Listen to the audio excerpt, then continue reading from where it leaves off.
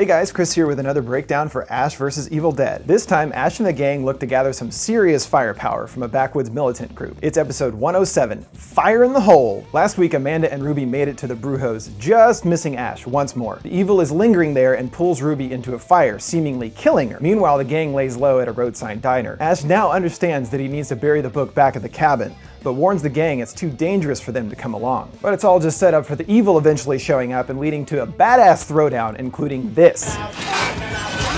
And Amanda finally gets the truth about everything, in the end joining Ash as an ally. We catch up with the new crew plus Amanda in a forest that's foggy as hell. They're going to see Lim, an old friend of Ash's, to get some big boy toys, aka big guns, before heading to the cabin. They hear a distant moan and stumble across some carnage and a dying guy in fatigues. He croaks, "He is here." Uh-oh, looks like Lim is back and hunting down his old militia pals. We catch a look at the group's base and fuck, it's already a mess, with stuff smoldering everywhere. Didn't take long for them to get completely destroyed. Then a group of guys in gas masks show up, our backyard Michigan militants. Then we meet the leader of the camp, who tries to explain his idea of what's going on, thinking that they work for the government and are part of some kind of conspiracy, of course. I know exactly what we're dealing with.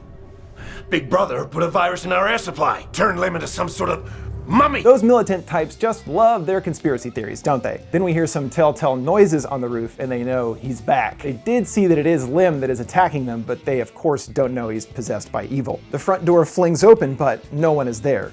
Or at least it looks that way, right? I mean, it's just a nice, normal open door, sitting there, like, "Hey buddy, come see how open and unoccupied I am." Pablo even tells the guy not to go, but he does anyway. The guy makes his own life choices, like when to die, because he gets nabbed by Lim. The militia try to fire after Lim, but he escapes into a nearby bunker. Ash figures this is a good time to get out of Dodge. Kelly and Pablo make it out, but Ash and Amanda aren't as lucky, and are locked up in the bunker with Lim. Aw, damn! Ash and Amanda start to explore the bunker, and Ash pathetically hits on her, despite the extremely dangerous situation. You think this is the right time for hitting on me?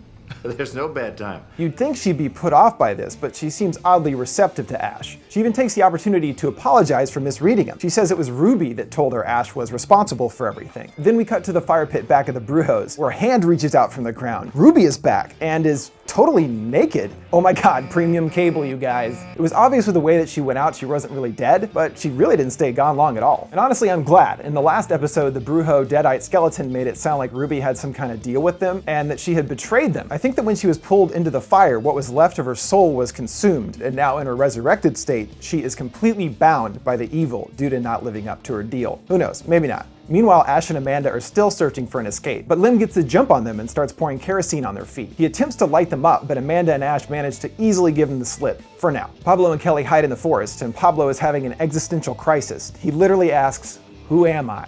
It seems like the writers are struggling with that one too, buddy. But before he can figure that shit out, the militia shows up to search the area. Kelly plays bait to one of the troops, and Pablo is able to nab his gun. But it's too late, and another militia dick is already there, training his gun on Pablo. So much for that plan. Then we see Reza Ruby making it back to her car at the diner, and she releases a button, revealing the dagger. I'm not sure it's the same dagger from the films. It looks a little different, but I assume it's the same one. It's definitely an enchanted stabby thing for sure. Their plan now completely foiled. Kelly and Pablo wind up held prisoner by the militia, tied up to a pickup truck. Then a Deadite in uniform confuses the militia guys and kills the hell out of them. The Deadite turns to Kelly and Pablo is able to get the truck going in reverse, just in the nick of time with the Deadite still hanging on. They crash into a tree, stopping it for a second. They let themselves free, and Kelly finds an assault rifle. Oh, hello, handsome.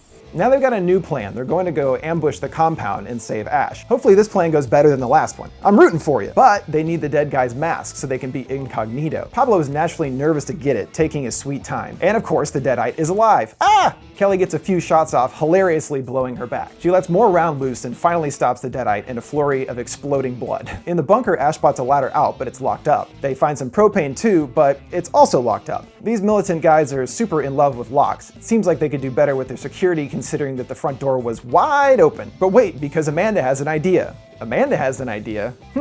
Okay, if you say so. She asks Ash to follow her lead and calls for help. So far, great plan, lady. Kelly and Pablo get a drop on the compound and pull guns on the group. Their plan actually worked. Nice one, supporting cast. You are officially allowed to be useful. instead of cowering in the corner. That's gotta feel nice. They rightfully took a few episodes to get to this point of being able to pull a plan off like this, but I'm glad to see Kelly and Pablo grow as characters. Downstairs, Lim finds Amanda and Ash covering himself in kerosene again. He lets off a road flare and unleashes a fireball. It doesn't really make any sense, but it looks cool. Maybe the drunken Lim back in human form was known for doing liquor fireballs? Go Lim! Woohoo! Yeah, Lim! You're Lim! The gas starts getting everywhere, and as Amanda notes, shit is about to get real. The flare edging closer to puddles of kerosene. No worries though, Ash is able to stab a pike into Lim, taking him down. With the danger averted, they smooth talk some more, and it even looks like they're going to kiss. What? This is really happening, ah! And what was Amanda's damn plan in the first place? But Pablo and Kelly ruin the mood, saving them. I'm not sure how I feel about Ash and Amanda as a couple. I mean, it makes sense, I guess. There are only so many members to the cast, and she is supposedly chosen like Ash is. Regardless, if they are going to put them together, I hope they don't devote too much drama to it. Just make her his badass girlfriend and be done with it. As we wrap up, the crew checks out their new gear, and it is some heavy artillery. Should be pretty helpful. Nearby, the militia is tied to a fence, now looking quite pathetic compared to our crew. Another deadite soldier starts making his way towards the militia, and they start screaming like a couple of bitches. Luckily, the team is there to take the deadite down nice and slow-motionally. Again, it's exciting to see Kelly and Pablo evolve into being bigger badasses, and hope this is only the beginning of their characters' journeys. Before they hit the road, Ash opens up to the group and is surprisingly forthcoming with his feelings. Each of you has a very special place in my heart.